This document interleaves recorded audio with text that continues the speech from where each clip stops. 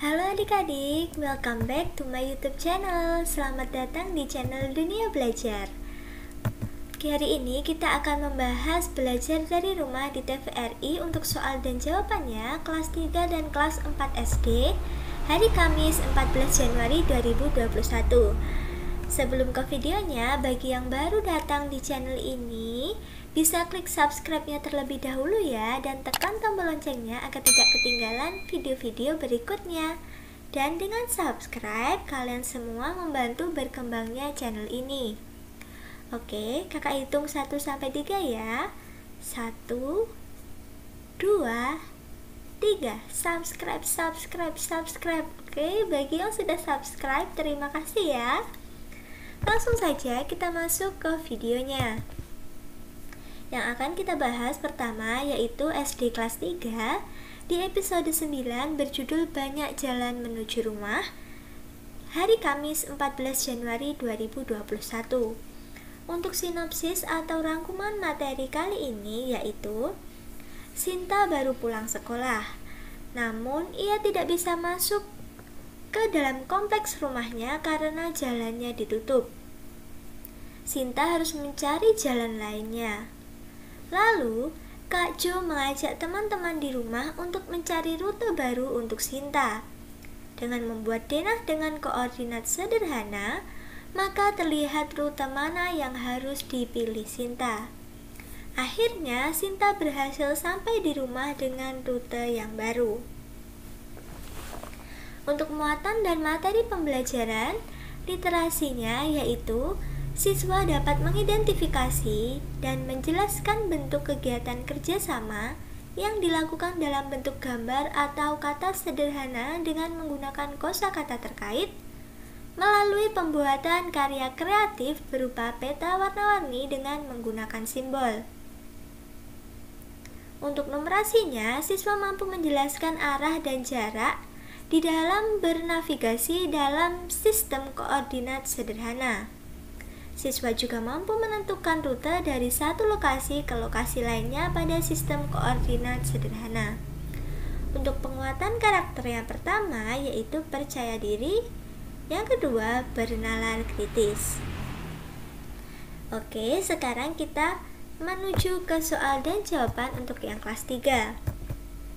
Soal dan jawaban kali ini yaitu yang pertama, sebutkan 3 bentuk kerjasama yang pernah kalian lakukan.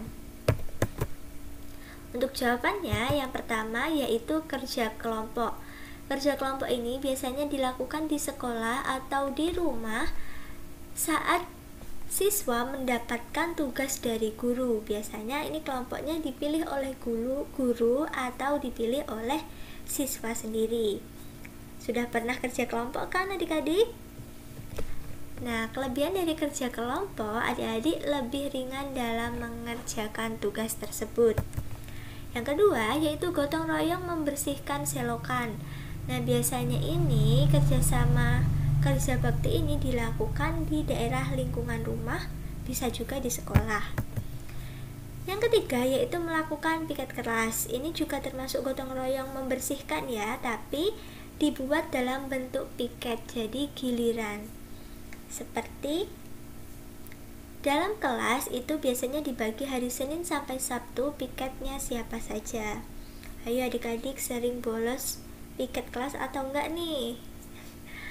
Jangan gitu ya adik-adik, karena piket dibentuk supaya adik-adik sudah terbiasa dalam pembagian tugas dalam kerjasama. Oke? Itulah soal untuk kelas 3 dan sekarang kita masuk di kelas 4. Episode 9-nya berjudul Kendaraan Pribadi di Ibu Kota hari Kamis 14 Januari 2021. Untuk sinopsis atau materi dari kelas 4 hari ini yaitu di episode Kendaraan Pribadi di Ibu Kota, Kak Kavi dan Angel mengajak kamu membahas serta mempelajari hal-hal yang berkaitan dengan informasi pertumbuhan jumlah kendaraan bermotor, manfaat luas dan keliling persegi panjang dalam pembuatan lahan parkir kendaraan, membuat surat untuk pembaca, serta mengenal kalimat persuasif. Untuk muatan dan materi pembelajaran, literasi yang pertama yaitu mendapat informasi pertumbuhan jumlah kendaraan bermotor.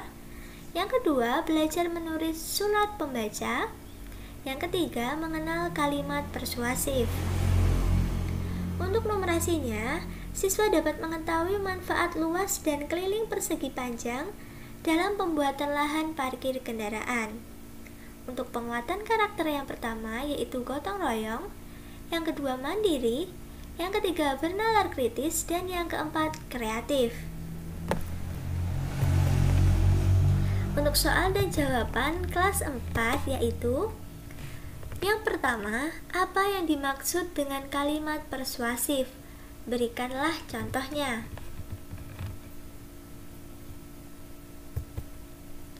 Untuk jawabannya, kalimat persuasif adalah ungkapan ajakan atau imbauan.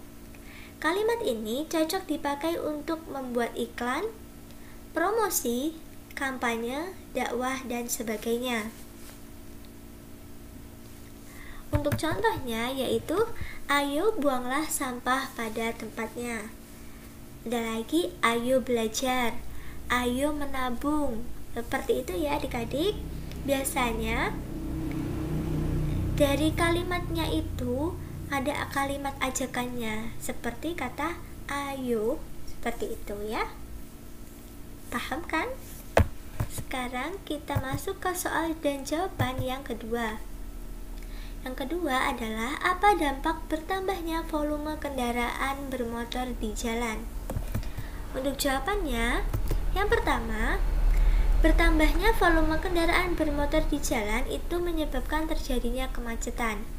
Karena luas jalan yang sama saja atau tetap dan banyaknya kendaraan yang setiap hari meningkat itu membuat jalan itu semakin banyak dilalui kendaraan dan bisa menyebabkan kemacetan. Yang kedua yaitu polusi udara. Kendaraan bermotor itu mengeluarkan gas karbon monoksida. Nah, gas ini itu menyebabkan polusi udara yang bisa menyebabkan gangguan pernafasan kita. Yang ketiga yaitu polusi suara. Loh kak, kenapa kok dikatakan polusi suara? Iya, karena kendaraan bermotor itu ada beberapa yang menghasilkan suara bising. Nah, suara bising ini juga termasuk polusi suara bagi telinga kita.